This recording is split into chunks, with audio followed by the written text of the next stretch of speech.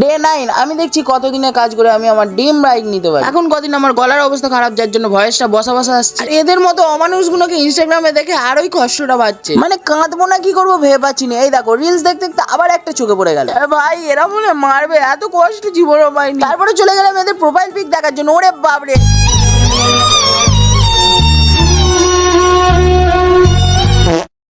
তারপরে আর কি মনে কষ্ট নিয়ে আমি চলে গেলাম বিরিয়ানির দোকানে। বেশি কষ্ট হলো গান্ধীজি বলে গেছিলেন বিরিয়ানি খাও, আর আমি সেই গান্ধীজির দেখানো রাস্তাতেই চলছি। তারপরে বিকেল বেলা বাইরে এসে দেখি এইখানে মেঘ করেছি। আর বিশালের কেন জানিনি মাথায় মনে প্রবলেম চলে এসেছিল এই রিল গুলো দেখার পর থেকে। আর এখানে আমাদের অফিসের পেছনে তৈরি হয় বাস, যেই বাসে উঠে তোমরা একবার হলেও বমি করেছোই করেছো। তারপরে চলে এসেছিলাম আমরা চা খেতে, আর চা খেতে এসে আমাদের একটা গভীর মিটিং চলছে। আর এর মুখটা দেখো।